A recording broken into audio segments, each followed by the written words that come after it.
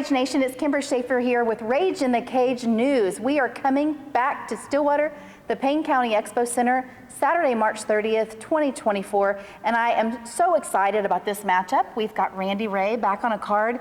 We are super excited about it because it's been a couple of years since we've seen you in the Rage Cage. Yes, it has. I believe December 2021 was the last time I actually fought in the Rage Cage. I've done a couple jiu-jitsu matches for Roll in the Cage, of course, but actually getting able to strike and everything, I haven't been able to fight in a little over 2 years now. So. Wow, I felt like it's been a long time. Of course, as you say, I've been able to see you in that time, so sometimes it's hard to place like how long it's been because I have seen you doing the Roll in the Cage events.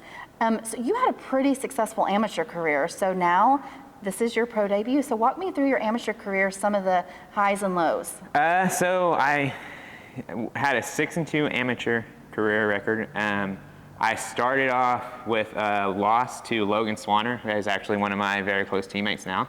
And from there, I was pretty hooked on the sport. After that, I picked up a win. Then I ended up picking up another loss that was, they said I got knocked out on, but if you watch the video, it's a little controversial. Either way, it doesn't matter. I TKO lost on that one. Then after that, I went on a 5-fight win streak, I believe. In the process, I won the 135-pound Rage in the Cage amateur title, defended it once as well, and then here we are, ready to go pro now. So. Wow, it's amazing to see people's career from that first amateur fight through their pro career. Was your debut for Rage in the Cage, or was it for another organization? My debut was for HD MMA, okay. But majority of my fights were for Rage in the Cage. So I thought so. I mean, I knew I'd seen you along. At least all the last 5 or 6 were for Rage, I believe. Okay, so I love it that you're making your pro debut with us then. It's amazing how many times I can look back on careers, and even people now they're in the UFC, even before I was at Rage in the Cage, I find out that they had their pro debuts for Rage in the Cage, or their amateur debuts for Rage in the Cage. So it's interesting to see everything full circle. So hopefully you just keep climbing that ladder. Thank you. Yeah, it's been a fun ride. Like I said, before I went pro, I had the goal of winning at least 3 in a row. And then once I won 3, I thought maybe I can try to win a championship. I did that, and I thought, well, let's see what it's like to defend it. So after that, now I'm here, and I'm extremely excited, ready to be back in there. So what brought you into the fight industry? What made you walk into a club the first time to train? I actually started wanting to get into jiu-jitsu and fighting because whenever I was a senior in high school, the UFC video game had come out. And on our lunch break, we played that, and I just got obsessed with it, fell in love with the sport, started watching the sport. And then I was originally from Pauls Valley, Oklahoma. I started at a jiu-jitsu gym, or not a jiu-jitsu gym, an MMA gym down there, White Tiger, for a brief period of time.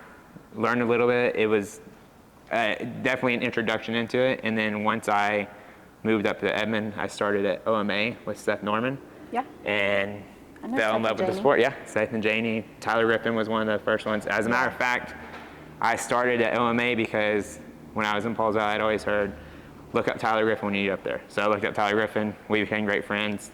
And now, I mean, everybody has moved on from that area. It's just kind of like. Yeah, it's funny because a majority of us that started together all have our own gym that we're running now. Yeah. Me, Wade, TG, Wade, Troy Russell. He's just got his black belt and everything. So a lot of people I started with. So tell me this. This is a controversial question because all of you at one point trained together. What if you have to face one of those in the cage one day? It is what it is. I personally have no issues. I've literally fought one of my friends. I almost stepped in to fight another one of my friends so he'd have a fight. I don't take it personally at all, especially any competition-wise. But with that being said, we're not trying to hurt each other either. You know what I mean? So it's certain situations, especially if it's super close friend of mine, it take a lot of consideration and all that stuff. It have to be for the right whatever it may be. But I actually just competed against Wade a couple weeks ago, and that's like we've competed, I don't know, 3 or 4 times at this point. So I love it. I love being in the cage, whether it's grappling, fighting, whatever it may be.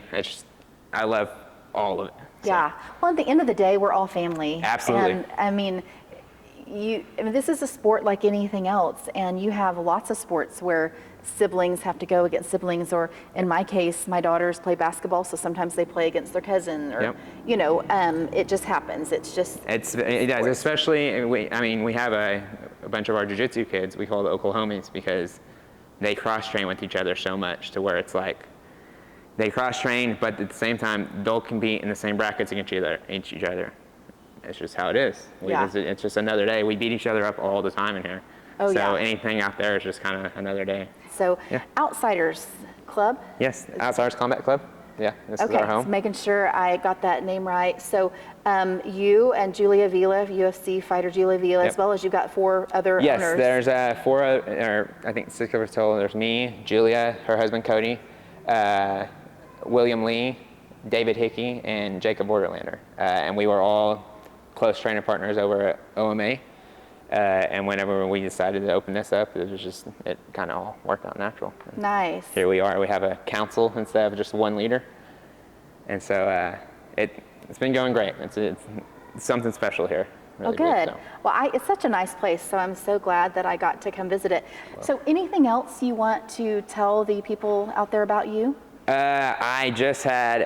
Me and my wife just had our baby boy 2 days ago. So I'm dying being here training, but also missing my baby boy Memphis.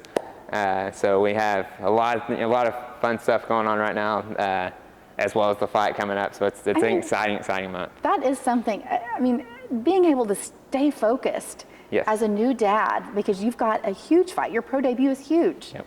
And you've got that coming up in 2 weeks, but yet, I mean, your wife has to be an amazing person to have allowed you to do this. She 100% is. She's been a part of this for a long time with me as well. Ever since we've been together, I've been in this realm, this sport, everything. She actually helps run the gym too. But yeah, we made a deal. Our due date was actually this coming Sunday, and we made a deal that if I took the fight, I would have to take some time off afterwards. But it's one of those situations where I've been trying to get a fight, and it came up, timing, and it just is what it is. And she, being the lovely person that she is, agreed to let me. That's amazing. Well, thank you so much for interviewing today. You guys, be sure to come out and catch Randy Ray's pro debut at Rage in the Cage 98, Saturday, March 30th at the Payne County Expo Center. You can get tickets from Randy Ray right here, or of course, log on to stubwire.com, go down, click his name, and most of all, be sure to make it out, and we'll see you then.